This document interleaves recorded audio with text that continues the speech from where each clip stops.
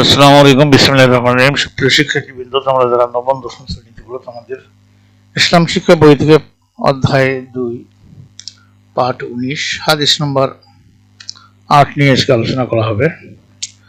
এগুলো ব্যবসায় সততা সম্পর্কিত হাদিস। এই হাদিসের আগে অর্থগুলো জেনে নেই। আত-তাজিরু মানে ব্যবসায়ী বা বণিক, আল আমিনু মানে বিশ্বস্ত, as-সাদুক মানে সত্যবাদী, আর শুহাদাও শহীদগণ বা শাহাদাত লাভকারীগণ, মা মানে সঙ্গে বা সাথে, ইয়াউমা মানে দিবস বা দিন। হাদিসটি হলো বিসমিল্লাহির রহমানির রহিম। আত-তাজিরুল আমিনু, আত-তাজিরুল আমিনু সাদুক, সাদুকুল মুসলিমু মা'আশ শুহাদাই ইয়াউমাল কিয়ামাহ। বিশ্বস্ত সত্যবাদী মুসলিম ব্যবসায়ী কিয়ামতের দিন শহীদগণের সঙ্গে থাকবেন। ইবনু মাজাহ। এই হাদিসের ব্যাখ্যা হলো, এই ব্যবসায় বাণিজ্য একটি পবিত্র পেশা। আমাদের প্রিয় নবী সাল্লাল্লাহু আলাইহি ওয়াসাল্লাম ব্যবসা করেছেন। সৎ ও বিশ্বস্ত ব্যবসায়ী দুনিয়া আখিরাতে অত্যন্ত সম্মান ও মর্যাদার অধিকারী হবে। রাসূল সাল্লাল্লাহু আলাইহি ওয়াসাল্লাম বলেছেন যে কিয়ামতের দিন বিশ্বস্ত ও সত্যবাদী মুসলিম ব্যবসায়ীগণ শহীদগণের সঙ্গে অবস্থান করবেন। সেদিন তাদের কোনো ভয় ও চিন্তা থাকবে না, বরং তারা সেদিন আল্লাহ তাআলার অনুগ্রহ লাভ করে ধন্য হবেন।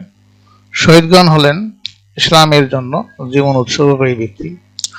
আল কোরআনে আল্লাহ তাআলা তাদের জন্য জান্নাতের ঘোষণা প্রদান করেছেন। সৎ ব্যবসায়ীগণ কিয়ামতের দিন শহীদগণের সঙ্গী হবেন, তারাও শহীদগণের ন্যায় জান্নাতে প্রবেশ করবেন। তবে এজন্য ব্যবসায়ীদের 2টি শর্ত পূরণ করতে হবে। প্রথমত, সততা ও সত্যবাদিতার সাথে ব্যবসা পরিচালনা করতে হবে। দ্বিতীয়ত, তাদেরকে বিশ্বস্ত আমানতদার হতে হবে। অর্থাৎ সততা ও বিশ্বস্ততার সাথে ব্যবসা বাণিজ্য পরিচালনা করলে কিয়ামতের দিন মহাপুরস্কার লাভ করা যাবে। অন্যদিকে ব্যবসায় প্রতারণা করলে, মিথ্যা বললে ও কল্যাণ লাভ করা যাবে না। সুতরাং ব্যবসা ক্ষেত্রে সকল প্রকার অন্যায় খারাপ কাজ ত্যাগ করতে হবে। লোভ লালসা পরিত্যাগ করতে হবে। ওজনে কম দেওয়া, খারাপ দ্রব্য ভালো বলে বিক্রয় করা, ভেজাল মেশানো পণ্যের দোষ ত্রুটি গোপন করা, মজুদদারি, কালোবাজারি প্রভৃতি অনৈতিক কাজ করা যাবে না, বরং সর্বাবস্থায় সততা বিশ্বস্ততার সাথে ব্যবসা পরিচালনা করতে হবে। তাহলে কি আমাদের শহীদগণের সঙ্গী হওয়ার মহান মর্যাদা লাভ করা যাবে। এই হাদিসের শিক্ষা হলো, ব্যবসা বাণিজ্য হালাল পেশা, তবে তা ইসলামী নীতি আদর্শের অনুসরণ করতে হবে। ব্যবসায় সততা বিশ্বস্ততা মহৎ গুণ, সকলকেই এগুলো অনুসরণ করতে হবে। বিশ্বস্ত ও সৎ ব্যবসায়ী কিয়ামতের দিন শহীদগণের সঙ্গে হবে। আর তোমাদের কাজ হলো কি কি কারণে আমাদের দেশে ব্যবসায় সততা নষ্ট হচ্ছে, শিক্ষার্থীদের এই বিষয়ে দলবদ্ধভাবে আলোচনা করে 10টি কারণ চিহ্নিত করবে। এখন আমরা এই পাঠ 19 হাদিস নম্বর 8 আমরা কি কি প্রশ্ন হতে পারে সেটা নিয়ে আলোচনা করব, এবং পরবর্তী ক্লাসে আমরা পাঠ 20 নিয়ে আলোচনা করব, হাদিস নম্বর 9 ধৈর্য ও সহিষ্ণুতা সম্পর্কিত হাদিস নিয়ে।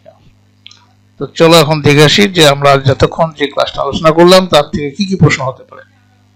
নবম দশম শ্রেণীর ইসলাম শিক্ষা দ্বিতীয় অধ্যায়ের পাঠ 19 হাদিস নম্বর 8 ব্যবসায় সততা সম্পর্কিত হাদিস থেকে পরীক্ষা আসার মতো সম্ভাব্য গুরুত্বপূর্ণ প্রশ্ন উত্তর নিচে দেওয়া হলো। জ্ঞানমূলক কিছু প্রশ্ন উত্তর। ব্যবসায় সততা সম্পর্কিত হাদিসটি কোন গ্রন্থ থেকে সংগৃহীত? উত্তর হলো হাদিসটি ইবনে মাজাহ শরীফ থেকে সংগৃহীত। এরপরে প্রশ্ন, কিয়ামতের দিন বিশ্বস্ত সত্যবাদী মুসলিম ব্যবসায়ী কার সাথে থাকবেন? উত্তর হলো কিয়ামতের দিন বিশ্বস্ত সত্যবাদী মুসলিম ব্যবসায়ী শহীদগণের সাথে থাকবেন। আত-তাজিরু শব্দের অর্থ কি? আত-তাজিরু শব্দের অর্থ হলো ব্যবসায়ী বা বণিক। আল আমিনু এবং আস-সাদুকু শব্দের অর্থ কি? উত্তর হলো আল আমিনু এর শব্দের অর্থ বিশ্বাস এবং আস-সাদুকু এর অর্থ হলো সত্যবাদী। আর শুহাদাউ শব্দের অর্থ কি? আর শুহাদাউ শব্দের অর্থ হলো শহীদগণ বা শাহাদাত লাভকারীগণ। এরপরে অনুধাবন ও জ্ঞানমূলক বা অনুধাবনমূলক প্রশ্ন উত্তর। যে ব্যবসা বাণিজ্য একটি পেশা, পবিত্র পেশা, ব্যাখ্যা করো। ইসলামী ব্যবসা বাণিজ্যকে একটি হালাল ও পবিত্র পেশা হিসেবে ঘোষণা করা হয়েছে। স্বয়ং আমাদের প্রিয় নবী হযরত মুহাম্মদ সাল্লাল্লাহু আলাইহি ওয়াসাল্লাম ব্যবসা করেছেন। কোন ব্যবসায়ী যদি ইসলামী নীতি অনুসরণ করে সততা বিশ্বস্ততার সাথে ব্যবসা পরিচালনা করেন, তবে তিনি ইহকাল ও পরকালে অত্যন্ত সম্মান ও মর্যাদার অধিকারী হবে। এ কারণে এটি একটি পবিত্র পেশা। কিয়ামতের দিন শহীদগণের সঙ্গী হওয়ার জন্য ব্যবসায়ীদের কোন দুটি শর্ত পূরণ করতে হবে? উত্তর হলো, নবী সাল্লাল্লাহু আলাইহি ওয়াসাল্লামের হাদিস অনুযায়ী ব্যবসায়ীদের দুইটি প্রধান শর্ত পূরণ করতে হবে। প্রথমত হলো অত্যন্ত সততা ও সত্যবাদিতার সাথে ব্যবসা পরিচালনা করতে হবে। দ্বিতীয়ত তাকে ক্রেতা ও অংশীদারদের কাছে সম্পূর্ণ বিশ্বস্ত আমানতদার হতে হবে। এরপরে প্রশ্ন, ব্যবসায় সততা রক্ষার স্বার্থে কোন কোন অনৈতিক কাজগুলো বর্জন করতে হবে? ব্যবসায় সততা বজায় রাখতে হলে সব ধরনের লোভ লালসা, অর্থনৈতিক কাজ বর্জন করতে হবে। এর মধ্যে ওজনে কম দেওয়া, খারাপ দ্রব্য ভালো বলে বিক্রয় করা, পণ্যে ভেজাল মেশানো, ক্রিয়ার কালে পণ্যের দোষ ত্রুটি গোপন করা, অতিরিক্ত লাভের আশায় কৃত্রিম সংকট তৈরি বা মজুতদারি করা, কালোবাজারি করা সম্পূর্ণ নিষিদ্ধ ও বর্জনীয়। এরপরে তোমাদের সৃজনশীল প্রশ্ন। এখানে একটা উদ্দীপক থাকতে পারে। জনাব ক একজন কাপড়ের ব্যবসায়ী। তিনি সর্বদা ন্যায্য মূল্যে কাপড় বিক্রি করেন। কাপড়ে কোনো সুতা কাটা বা ত্রুটি থাকলে তিনি নিজে ক্রেতাকে তা দেখিয়ে দেন এবং কখনো ওজনে কম দেন না। ক্রেতারা তার সততায় অত্যন্ত মুগ্ধ। অন্যদিকে তার প্রতিবেশী ব্যবসায়ী জনাব খ আংশিক লাভের আশায় কৃত্রিম সংকট তৈরি করতে পেঁয়াজ, আলু গুদামজাত মজুতদারি করে রাখেন। এছাড়া তিনি ভালো মালের নিচে পচা মাল লুকিয়ে ক্রেতাকে ঠকিয়ে অতিরিক্ত মুনাফা অর্জন করেন। এখন এখান থেকে প্রশ্ন হচ্ছে, কিয়ামতের দিন বিশ্বস্ত ও সত্যবাদী মুসলিম ব্যবসায়ী কার সাথে থাকবেন? উত্তর হচ্ছে, কিয়ামতের দিন বিশ্বস্ত ও সত্যবাদী মুসলিম ব্যবসায়ী শহীদগণের সাথে থাকবেন। 2 নম্বর প্রশ্ন, খ নম্বর প্রশ্ন, ব্যবসা বাণিজ্য একটি পবিত্র পেশা বুঝিয়ে বলো। ইসলামের ব্যবসা বাণিজ্য একটি হালাল পবিত্র পেশা হিসেবে ঘোষণা করা হয়েছে। আমাদের প্রিয় নবী হযরত মুহাম্মদ সাল্লাল্লাহু আলাইহি ওয়াসাল্লাম অনেক সাহাবী ব্যবসা বাণিজ্য করে জীবিকা নির্বাহ করেছেন।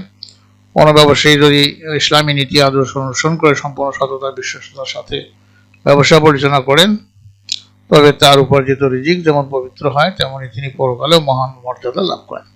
এ কারণেই ব্যবসা বাণিজ্যকে একটি অত্যন্ত পবিত্র পেশা বলা হয়েছে। তারপরে গ নম্বর প্রশ্ন ছিল, উদ্দীপকের জনাব ক এর ব্যবসায়িক আচরণের দ্বিতীয় অধ্যায়ের কোন পাঠের শিক্ষার প্রতিফলন ঘটেছে? ব্যাখ্যা করো। গ এর উত্তর হলো, উদ্দীপকের জনাব ক এর ব্যবসায়িক আচরণের 2য় অধ্যায়ের পাঠ 19 হাদিস 8 অর্থাৎ ব্যবসায়ের সততা সম্পর্কিত হাদিসের মহান শিক্ষার প্রতিফলন ঘটেছে। হাদিস 8 মহান নবী সাল্লাল্লাহু আলাইহি ওয়াসাল্লাম ইরশাদ করেছেন যে বিশ্বস্ত সত্যবাদী মুসলিম ব্যবসায়ী কিয়ামতের দিন শহীদগণের সঙ্গে থাকবেন। এই হাদিস অনুযায়ী ব্যবসার সফলতা পরকালীন মুক্তি অর্জনের প্রধান চাবিকাঠি হলো সততা, সত্যবাদিতা ও বিশ্বস্ততা। উদ্দীপকে জনাব ক একজন সৎ ব্যবসায়ী। তিনি কাপড়ের কোনো ত্রুটি থাকলে ক্রেতার কাছে তা গোপন করেন না এবং ওজনে কখনো কম দেন না। তার এই আচরণটি ইসলামে নির্দেশিত সততা ও বিশ্বস্ততার মূর্ত প্রতীক।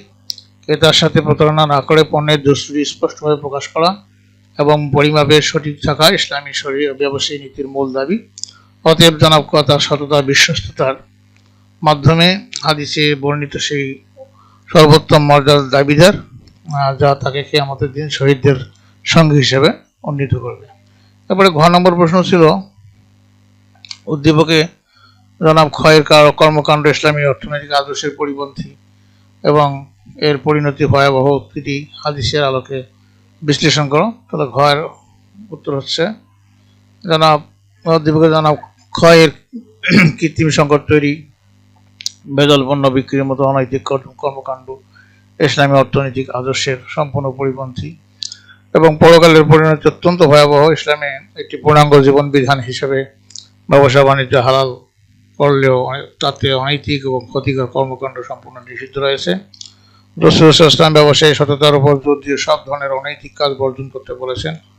এর মধ্যে ওজনে কম দেওয়া, খারাপ দ্রব্য ভালো বলে বিক্রি করা, পণ্যের দোষ ত্রুটি গোপন করা, অতিরিক্ত লাভের আশায় কৃত্রিম সংকট তৈরি করা বা মজুতদারি করা বা কালোবাজারি করা অন্যতম।